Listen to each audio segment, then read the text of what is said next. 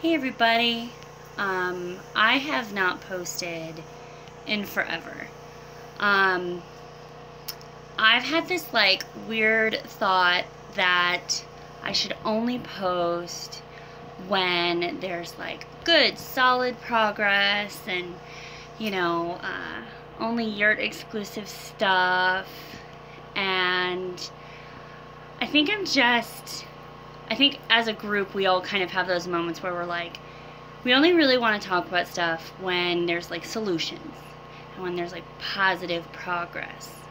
You don't really want to call your friends in the midst of figuring things out and being like, this is what's going on, but I really have no idea how it's going to work out yet.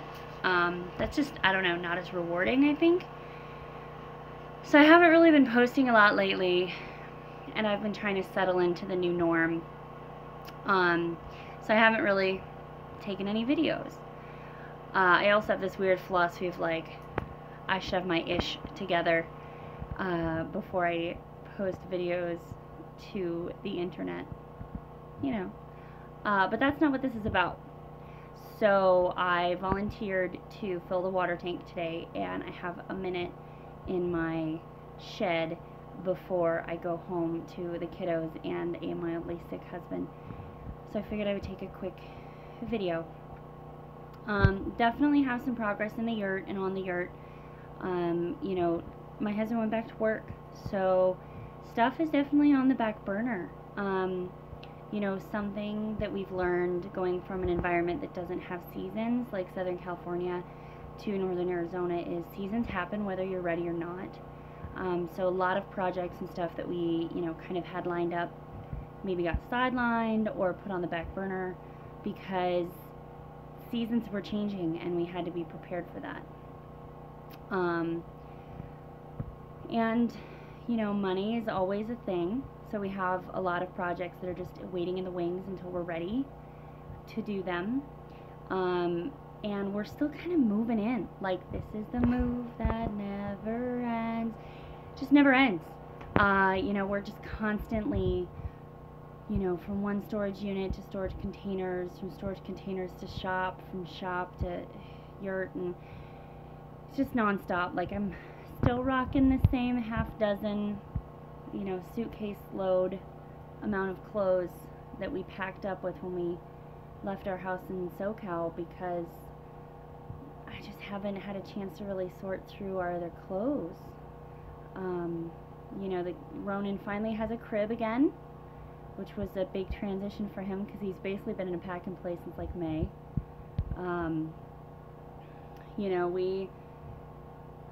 We're just trying to find the new norm. I've definitely had struggles from, everybody else that is kind of involved in this in the day-to-day. They got jobs, they have lives, and, my daughter started preschool and she loves it and it's great. And I take her to school and I drop her off and I say hey to the teachers, and I come back to the property and it's me and my son, and I'm kind of in charge of making sure the generator stays gassed up and making sure we have propane for our heater every day, and kind of the day-to-day operations of the homestead.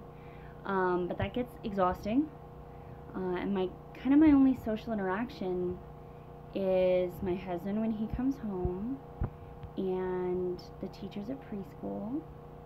And for most of you that actually know me, I'm a super social person. I'm a big extrovert, so it's definitely taken a toll. And we went through a lot of change in a really short amount of time. You decide to do something like this and go from normal to something so different. It's a really extreme change, and it's exhausting. The day-to-day of it is kind of exhausting. Today is Sunday. My husband doesn't feel good. My kids are kind of whiny. I just don't really want to be dealing with stuff. But hey, guess what? We're out of gas, and we're out of water, and I need a shower, and Violet has school tomorrow. So you get your butt up, you go fill up the water tank, you go to the gas station. You just don't have a choice. It's just what you have to do to function today. So, speaking of which, I gotta go check on my water trailer. So, you know, you don't have really a choice to be lazy a lot. And one of the big things that homesteading can be really difficult about is, you know, it is a very small community of people that do this kind of thing and still balance kind of a normal life. You know, my husband still goes to work every day. My kids still go to school. And we don't have gardens set up. We don't have, you know, we don't grow our own food. We have to go to the grocery store. We have like normal life stuff.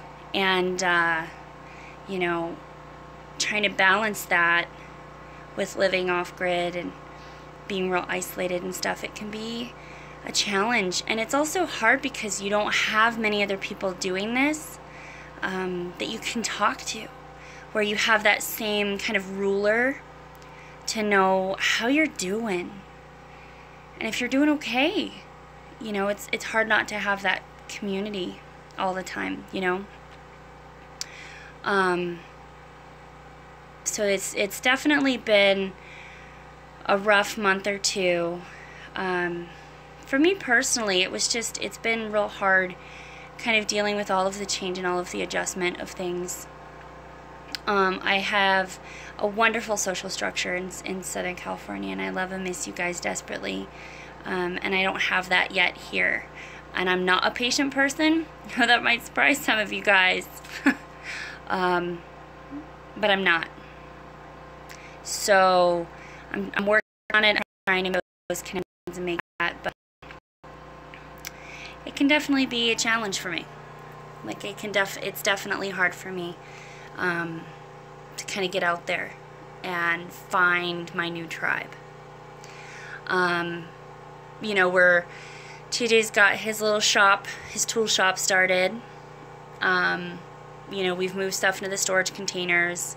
My shop is up, as you guys can kind of see. It's still a mess. I've still got to get power into it. We're going to run it off the generator over here that runs the well, so I can actually have lights and sewing machines and stuff like that once I get this set up. But yeah, I will try and take a video this week maybe of inside the yurt, show you guys kind of the loft and how we now have more of like a bedroom instead of just a platform we sleep on that's real sketch and scary, and how each of the kids are starting to have more of their own rooms. And I hope you guys are having a wonderful Sunday. We love you all and have a wonderful day. Appreciate the small things.